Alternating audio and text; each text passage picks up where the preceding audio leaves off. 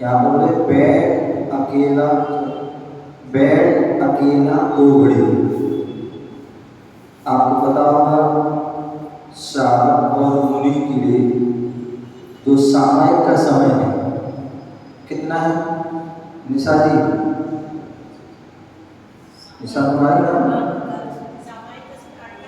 कितना है? 2 घड़ी होगी ना? आप जगन्नीत में कह रहा हूँ, जगन्नीत जो समय है 2 घड़ी है ना, तो बोले बेड अकेला 2 घड़ी, मतलब सामयिक करो। उस समय क्या करना है? भगवान के गुण गाया कर, भगवान की भक्ति कर रहे हैं। मतलब भक्ति मतलब क्या? डांस नहीं करना, नृत्य नहीं करना। उस समय भक्ति मतलब का गुणगान, जैसे चैत्र भक्ति पढ़ी, क्या साधु जन चैत्र भक्ति पढ़ते हैं, पंच महाभक्ति तो पंच परमेश्वर की भक्ति को पढ़ते हैं, समाधि भक्ति उसको पढ़ते हैं, सामायिक पाठ आदि करते हैं, अथवा माला देवी बोलती है, कभी जो है कोई रसो ध्यान भी करते हैं, और अन्यथा और भी कोई जैसे कभी भावना अपमान हो गया, भावना पढ़ रहे हैं अपने मन में चिंतन कर रहे हैं, अथवा सामूहिक लोग बैठे हैं, साधु संत बैठे हैं तो सामूहिक में हमारे भावनाएं पढ़ सकते हैं, श्रावक बैठे हैं श्रावक में भैया भैया पढ़ सकते हैं, दीदी दीदी पढ़ सकते हैं। तो उस समय जो है केवल वो वही भावना पढ़ेंगे और कुछ नहीं पढ़ेंगे, और कोई जो है बातें आदि भी नहीं करेंगे। तो भगवान के गुण गाया। मन मंदिर में एजिया झाड़ू लगा। हम प्रतिदिन अपने घर में झाड़ू लगाते हैं, अपने घर में झाड़ू लगाते हैं, दुकान में लगाते हैं, फैक्ट्री में लगाता है आदि आदि। लेकिन जब बाहर का कचरा तो हम अलग कर देते हैं, लेकिन अंदर का कचरा अलग नहीं कर पाते हैं। ध्यान रखना, बाहर का कचरा अलग करो या ना करो उससे कोई फर्क नहीं पड़ता है, लेकिन सबसे जरूरत है अंदर का कचरा दूर करना। अंदर ऐसे ऐसे लोग भी देखे जाते हैं, बाहर से लगते बड़े धर्मात्मा हैं, बड़े धर्मात्मा, बड़े त्यागी हैं, बड़े बड़े जो हैं, लेकिन अंदर उनके कचरा बहुत है। राग का, द्वेष का, क्रोध का, मान का, माया का, लोभ का आदि आदि बहुत सारा जो कचरा भरा है। तो इसलिए बोल रहे हैं मन मंदिर में ये जिया झाड़ू रोज लगाओ। इसलिए हमारे क्या होता है 3 टाइम बोल दिया कि श्रावक को साधु पंचम 3 टाइम आपको झाड़ू लगाना है, क्योंकि ज्यादा कचरा रह गया और उसी समय आयु पूरी हो गई तो क्या होगा? अशुद्धता तुम्हारी जो है मौत होगी और अशुद्ध गति में पहुंच जाओगे, अशुद्ध भाव मिलेंगे, शुद्ध भाव मिलेंगे। तो इसलिए बोले सुबह भी लगाओ, दोपहर में भी लगाओ और रात में भी दो क्या सामान्य जो है करा करे। समझ गए? सुबह जल्दी उठो, सामान्य कर रहे हैं, खाना खा के आओ, क्या करना है फिर? सोना नहीं है, पहले सामान्य करो, कपड़े भी धोना, कपड़े बाद में धो लो, लेकिन उस समय सामान्य। शाम को गुरु भक्ति हुई, उसके बाद क्या करना है समझ गए ना? और कोई काम नहीं, पहले ये काम करो, थोड़ी देर आधा घंटा जो भी जितना मन लगे बढ़िया बैठ करके सामान कर रहे हैं, पाठ कर रहे हैं, भक्ति कर रहे हैं, ध्यान कर रहे हैं। तो ये जो हमें क्या करना है वो करना है। आप लोग सभी भी कर सकते हैं, समझ गए ना? जब भी आपको टाइम मिले सोया आप उठे, सबसे पहले वही काम करो और सब आगे पीछे करना है। पहले वही सहाय कर रहे हैं, ध्यान कर रहे हैं, मुँह हाथ धो लेना, ऐसे नहीं मुँह वैसे जो धोया है। हाँ अच्छा, मुँह हाथ धो लो, नहा सकते, अच्छी बात है। तो ऐसे बिना उसके भी कर सकते, कि कपड़े पे नहीं करना, कपड़ों पे बैठकर नहीं करना। हाँ चिटाई हो, आसन, तखत आदि पूरा तखत उससे बैठे, ठीक है ना? तो सामान्य करना है मनोहर जी, ठीक है ना? सुबह शाम दोपहर में फ्री हो, फ्री का आनंद लो। तो अरे 3 टेप भी कर लो, कोई दिक्कत नहीं। अगर 2 टेप तो कर, चलो अच्छी बात है, उसको आगे बढ़ाओ। तीसरी टेप थोड़ा कम कर दो, लेकिन फ्री है कर लो। सामने अगर आहार देने गए हैं, जो भी करनी फ्री हो, खाना खाने का फ्री हो, क्या करते हैं? यही करते हो? अच्छा नहीं, अच्छा तुम काम करवा दोगे तो इसलिए क्या बोले हमारे लिए करना चाहिए।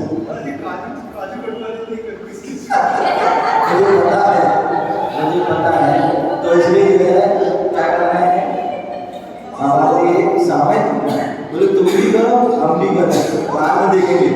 1 घंटे में आधे बाद पूरा दिन खाली है, 5-6 बजे, 6:30 बजे, 5-6 बजे तक पूरी है, कुछ भी करना।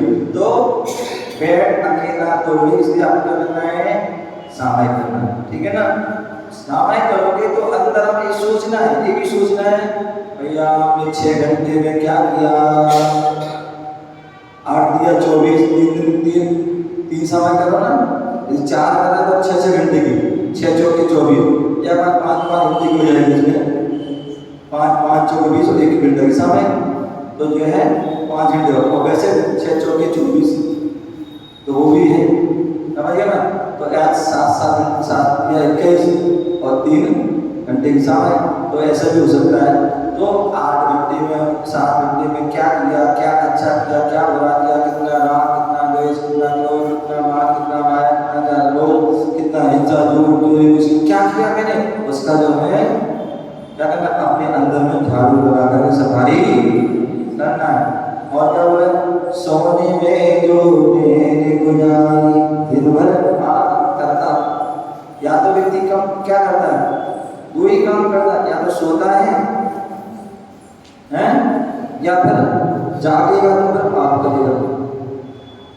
क्या करेगा, कुछ ना कुछ पाप, आरम सारम 1 2 आदि पाप ही करता रहेगा, या फिर अधिकांश प्रोसेसिंग में सोते रहे, रात में भी सोएंगे, दिन में भी सोएंगे, दोपहर में, जब मौका मिल जाएगा तभी क्या हो जाएंगे, मौके में चौका लगा देंगे, सो जाएंगे। और नींद भी आ जाती, नींद भी आ जाती है हमको। तो बोले सोने में नींद गुजारी, दिन भर करता रहा, पाप रहा, इसी तरह बर्बाद जिंदगी करता अपने आप। बोले हम अपने आप अपनी जिंदगी को बर्बाद कर देते हैं। यहाँ पे मनुष्य जीवन मिला था, किसके मिला था, अच्छे कार्य करने को लगा, अच्छा बनाने को लगा, उत्तम कार्य करो और उत्तम जीवन बनाओ, इसलिए मिला था। और हमने क्या कर दिया, पाप आदि कार्य में सारी जिंदगी निकाल दी। छोड़ संगति को जरा, सत्संग में तू जाया कर। व्यक्ति के लिए मंदिर आने के लिए समय नहीं है, गुरुओं के पास आने के लिए समय नहीं है, धर्म की क्रिया करने के लिए समय नहीं है। और अभी पार्क में देखो, क्या पार्क में जो है सुबह भी जाएंगे, शाम को भी जाएंगे, मौका मिलेगा तो घर में भी। मैं कभी देख रहा सुबह आज गया तो रास्ते में पार्क पड़ा, तो जो है 10 साढ़े 10 बजे अब कुछ ऐसी महिला है जो 700 रुपये भी है, अब घर में उसका हो तो कुछ अपनी कुछ मन की नहीं कर पाते, तो जो है वो वहाँ बाहर में गई फोन लेके, अब बातें पता नहीं क्या कर रहे, बातें किससे कर, क्या कर रहे क्या नहीं कर रहे, वो कर रही थी वहाँ।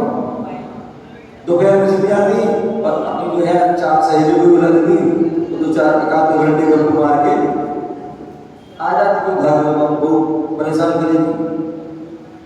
तो ऐसे तो बोले भैया कुछ संस्कृत नहीं, यदि आपको जाना ही है भैया तो घर में आ जाओ, मंदिर आ जाओ, मुनि आज विराजमान मंदिर में आ जाओ, वहाँ स्वाध्याय हो रहा, स्वाध्याय सुनो, 4 धर्म की बात सुनोगे, हैं तो ज्ञान होगा, समझ में आए या ना आए, सुनने को तो मिलेगा नहीं।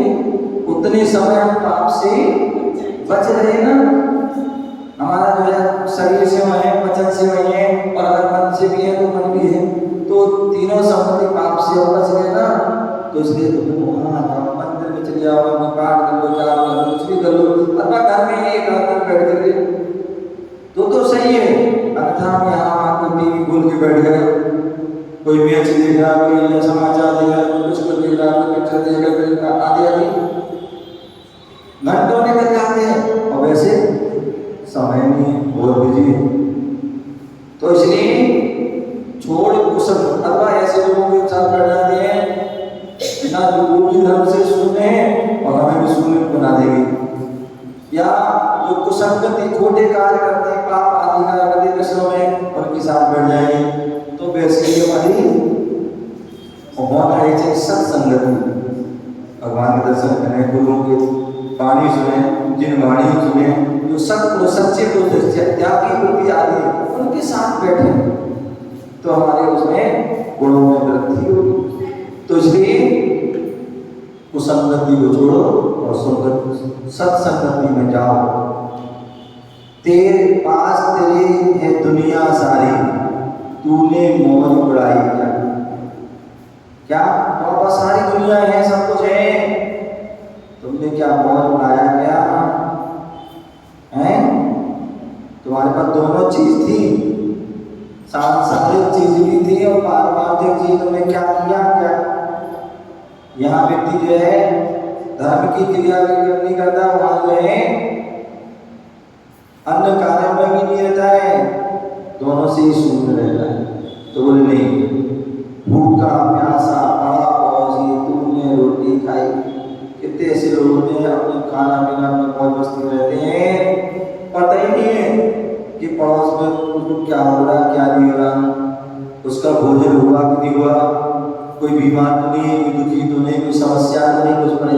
तो यदि आप भोजन कर रहे हैं, कुछ भी कर रहे हैं, तो पहले परिवार में पूछ लो, उसके अलावा कोई आड़ोसी पड़ोसी कोई बोले भैया ठीक ठाक हो, सुबह शाम क्या है पूछ लो तुमसे ठीक ठाक, कोई परेशानी की दिक्कत नहीं है, और वो तो था उसकी दूर करने का प्रयास। तो सब ऐसा पूछ लो, ऐसा नहीं कि कर रहे हैं वो बेचारा भूखा पड़ा, तो भैया सबसे पहले उससे पूछ लो अच्छा है, और फिर नर्तन के चोले को पाना बच्चे का कोई खेल। मनुष्य जीवन हर किसी को नहीं मिलता, जब बाहर मांगना पड़ते सब बोधी दुर्लभ मांगना पड़ेगी, जब उसमें पढ़ते हैं कि दुर्लभ है भैया निगोसी थावर पर्याय पाना, थावर से दस पर्याय पाना, 10 पर्याय से रहे पंचेंद्री पर्याय, संगी पर्याय, मनुष्य पर्याय पाना, और उसमें जैन कुल पाना। तो ये सारी दुर्लभ चीजें हैं। तो इसलिए नर को पाना ये कोई बच्चों के नहीं, जो जन्म के हमने शुभ कर्म किए, अच्छे परिणाम किए, तब जाके हमें क्या होता है, ये मनुष्य भाव मिलता है। और मिल भी गया, और मिलने के बाद भी हमने क्या किया, यदि उत्तम कार्य नहीं किया तो समझ लो वो भी जो है गया। तो इसलिए जो है हमें क्या करना चाहिए, ये मनुष्य जीवन को पा करके जो है हमारे लिए अच्छे कार्य करना चाहिए। और इसी से संबंधित एक प्रश्न किया है छोटे से बालक ने, बालिका ने, साध्वी जैन, और उन्होंने प्रश्न किया है, क्या बोले मुनि श्री हमें अच्छा बनने के लिए क्या क्या कार्य करना चाहिए? क्या तो यही बता रहे थे कि अच्छा बनना है तो अच्छे कार्य कीजिए। क्या कीजिए? अच्छे कार्य करोगे अच्छे बनोगे। इतिहास उठा के देखिए, जितने भी हमारे महापुरुष 63 महासभा का महापुरुष होते हैं, और 63 सलाह का महापुरुषों में तीर्थंकर भगवान सभी अच्छे कार्य करते हैं, इसलिए वो तीर्थंकर बनते हैं, भगवान बन जाते हैं। क्या बन जाते हैं? भगवान बन जाते हैं। चक्रवर्ती जो होते हैं वो उसमें कुछ अच्छे काम करते हैं तो मोक्ष ले जाते हैं, भगवान बन जाते हैं। कुछ कम अच्छा काम करते हैं तो वो स्वर्ग चलाते हैं। और जो अच्छे नहीं करने वाला जो है, विषय भोगों में ज्यादा रहते हैं, पाप आदि का ज्यादा करते तो वो बुरा कार्य करते तो बुरे हो जाते, वो दुर्गति की पात्र हो जाते। नारायण प्रति नारायण कार्यों के वो भी जो है वो भी क्या करते हैं, कार्य नहीं कर पाते हैं, तो इसलिए वो ये जो है अधोगामी होते हैं। नारायण प्रति नारायण जो है अधोगामी। बलभद्र जो है वो या तो ज्यादा अच्छे काम करते हैं और एक कम अच्छे काम करते हैं। कम अच्छे काम करते हैं तो स्वर्ग जाते हैं, और ज्यादा अच्छे कर लेते हैं तो क्या कर लेते हैं, मोक्ष जाते। तो इसलिए जो है हमें अच्छा बनना है तो अच्छे कार्य कीजिए। सबसे अच्छा कार्य तो यही है, आपको मनुष्य जीवन मिला है और पुरुष पर्याय मिली है। आप जो है 8 साल के बाद, कितने साल से, 8 साल के बाद, 8 साल के पूरे होने पर आप सम्यक दर्शन धारण कर सकते हो, अणुव्रतों को धारण कर सकते हो, चुल्लक एलक आदि बन सकते हो, और मुनि भी बन सकते हो। मुनि बनकर के कठोर तपस्या करके मोक्ष भी सबसे अच्छा काम है। और इतना नहीं कर पाओगे तो आप सच्चे श्रावक बन जाओगे। सच्चे श्रावक बन जाओगे तो आपको स्वर्ग आदि की प्राप्ति हो जाएगी। और सच्चे श्रावक नहीं बन पाए, केवल परिणाम मंद हुए, तो फिर भोग में जाओगे, वहां जो है आपको भोग में स्थान मिलेगा। तो इसलिए जो है अच्छे कार्य करोगे, और अच्छे कार्य ये है, हमारे 2 प्रकार के धर्म हैं, या तो मुनि धर्म या श्रावक धर्म। श्रावक धर्म तो सबसे उत्तम उत्कृष्ट धर्म है, तो उत्कृष्ट हमारी आत्मा होती है, और श्रावक मध्यम है, तो मध्यम करोगे तो फिर मध्यम आपको स्वर्ग आदि मिलेगी। तो इसलिए एक काम कीजिए। दूसरे जो है अनवी जैन, अनवी जैन का जो है प्रश्न था, महिलाएं गर्भ गृह में क्यों नहीं जाती हैं, क्यों नहीं जा सकती? महिलाएं गर्भ गृह में क्यों नहीं जा सकती हैं? तो ध्यान रखिए, ये देश काल की जो है मर्यादा होती है।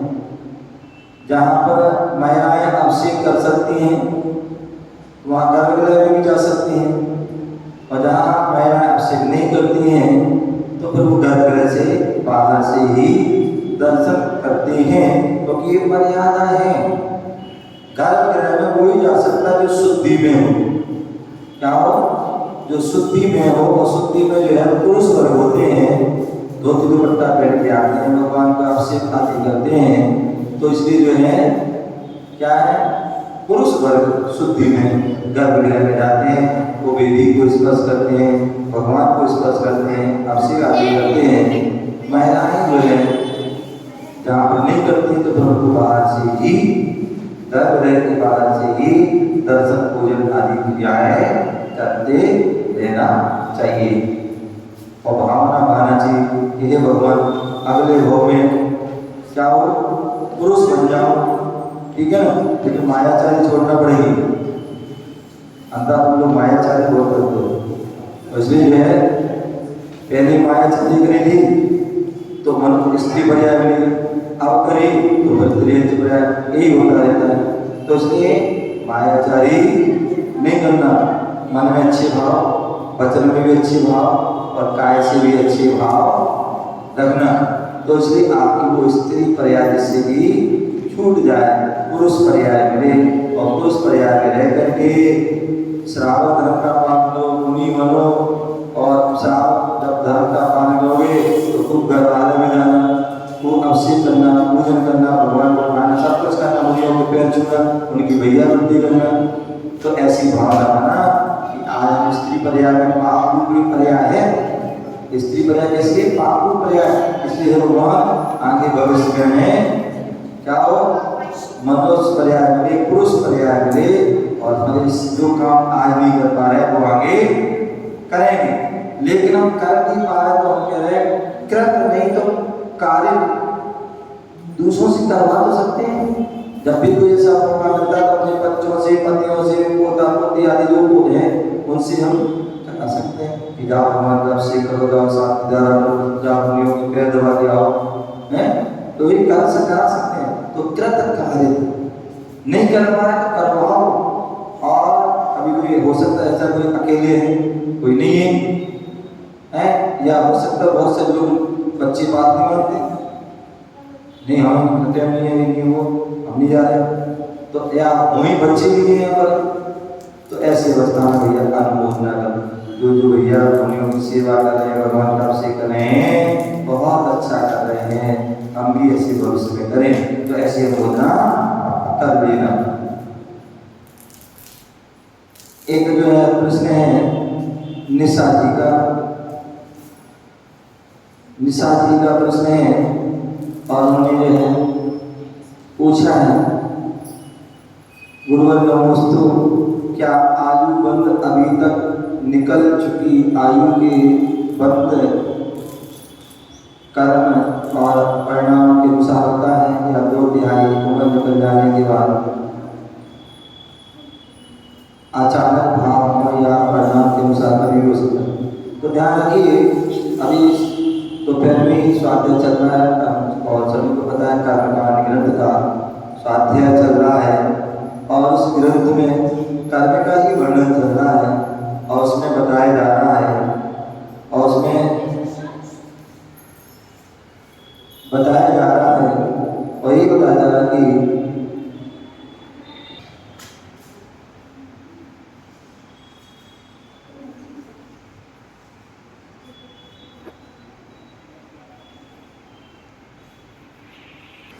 तो प्रश्न किया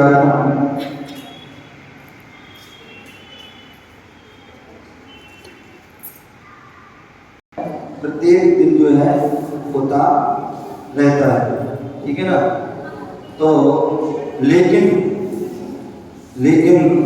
आयु कर्म का जो आता है उसके उल्लेख कि वो व्यक्ति की जो है जो आयु है उस आयु का त्रिभाग निकल जाने पर क्या होता है, त्रिभाग निकल जाने पर, मानिए वर्तमान की आयु उत्कृष्ट 120 वर्ष है, लेकिन अभी जो आंकड़ा दिख रहा है वो लगभग 60-70 का है। कितना है? 60-70, बहुत से बहुत 80 की बात 80 मिलने नहीं मिलती क्या 80 की बात 80 मिलती नहीं आपको, कोई गारंटी नहीं। तो इसलिए 70 तक बहुत मानो तो 80, इससे ऊपर कोई बिरला ही जो है 80 के ऊपर जा पाता है। तो ऐसी अवस्था में हमारी अगर 80 भी है, या अभी जो वर्तमान थे 60 का एवरेज चल रहा है, तो 60 का एवरेज मानिए आपकी 60 की है और इसकी 60 के बाहर निकलेगी तो आगे बढ़ाना पड़ेगी, तो जो है 60 की मान के चल रहे हैं कि 60 की उम्र है, तो 60 में जो है 45 15 चौके 60, तो 45 के पूर्ण होने पर प्रथम जो है तुम्हारा आयु का समय होता है 8 भाग में पहला, उसमें आपको जो है जैसे परिणाम उस समय आयु का बंद हो सकता है।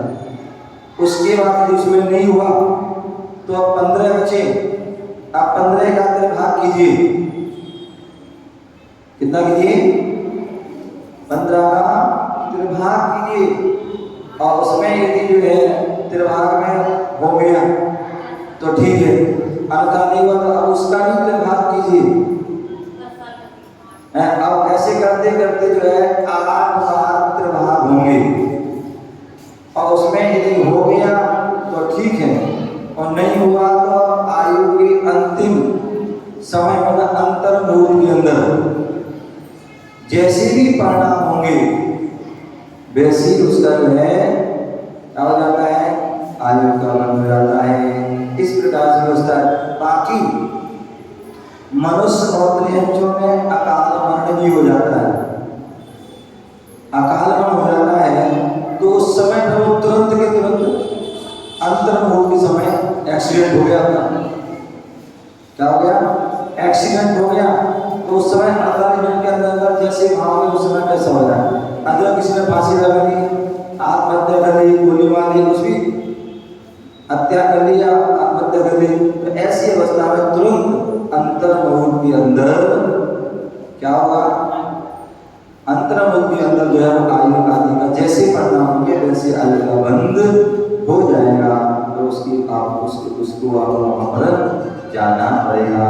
यदि संकलिश पढ़ना हुए तो आपको जो है क्या त्रेंच गति, नरक गति या निगोद आदि भी जा सकते हैं। ठीक है ना। क्योंकि जो जिनके लास्ट मतलब ऐसे समय में अथवा अच्छे भाव हुए तो आपके अच्छे भाव से या सदगति भी हो सकती है। या तो पहले से आयु बन गई है तो बात अलग है, और नहीं बनी है तो उसी समय जो है जैसे भाव होंगे वैसे ही आपको जो है तब आयु का बंद हो जाएगा। ऐसा है, इसलिए कहते हैं। बाकी ये विषय जो है सर्वज्ञ का विषय, केवली का विषय कि आपकी कितनी आयु है। चित्रा कितनी आयु है, सुनो ध्यान से। जिसकी कितनी आयु है बतानी है, क्योंकि सर्वज्ञ का विषय सामान्यतः कह देते हैं माना कि होता ना गणित में माना कि ये मान लिया, अब उसमें से हम बड़ा गलत कर रहे हैं। बाकी जो है एक्चुअली तो सर्वज्ञ ही जान सकते हैं कि इनकी कितनी आयु है और वो कैसे उनका मरण होना है, कब उनका बंद होना है, ये सारा उनका विषय होता है। बाकी जो मोटे मोटे रूप में वर्णन ऐसा जो आगम में कहा है वैसा उसको वर्णन कर देते हैं। एक जो है कृषा जी ने उन्होंने एक प्रश्न किया है और वो किया है नमोस्तु गुरुवर। मेरा प्रश्न यह है कि मंदिर जी में अथवा मुनिराज के सामने सिर पर चुन्नी क्यों डालना चाहिए और सिर क्यों ढकना चाहिए। और ध्यान रखिए, एक बहुमान है, सम्मान है कि हम पंच परमेष्टि के पास जा रहे हैं। पंच परमेष्टि के पास जा रहे हैं तो उनके सम्मान के रूप में क्या कर रहे हैं, आदर के साथ शालीनता।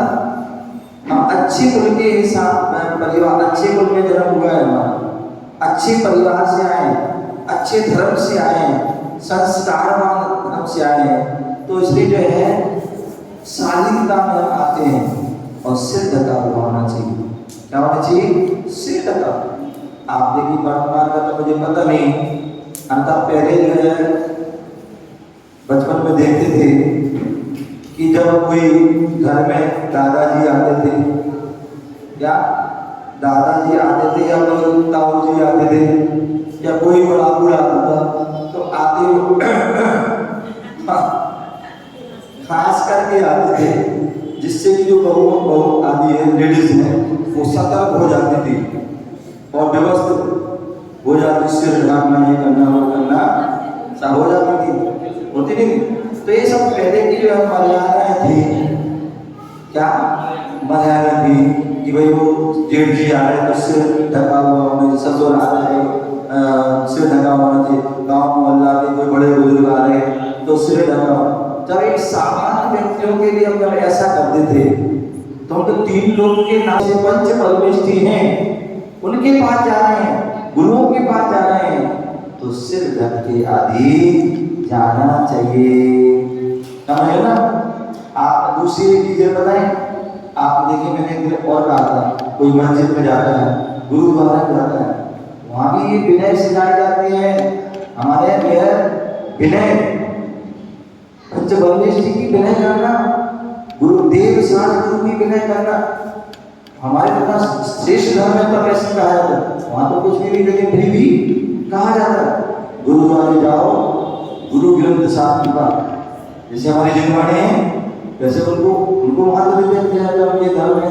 बोले गुरु ग्रंथ साहब के पास जाओ, कभी जो है उनके सिर ढका होना, वहां जाओ जूते मोजे पहन के जाओ, बिना जूते मोजे के जाओ, पैर धोना होना चाहिए, क्योंकि पवित्र स्थान पर जा रहे हैं, मस्जिद में जाते हैं वहां बिल्कुल ये विधि है। तो जब सबके यहाँ ऐसा विधि है ये सब।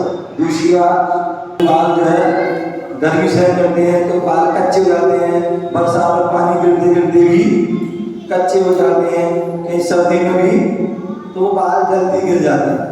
महिलाएं क्या होती हैं, जो अच्छी महिला होती है वो सिर ढका के रहती है, तो सिर ढका के रहती तो सर्दी गर्मी बरसात से क्या होती है, बचती रहती है, तो बाल भी बचे रहता रहता। आजकल तो मुझे बहुत सी महिला भी क्या होती है, बिना बाल की हो जाती है, वो वही होती है जो सिर नहीं ढकती है।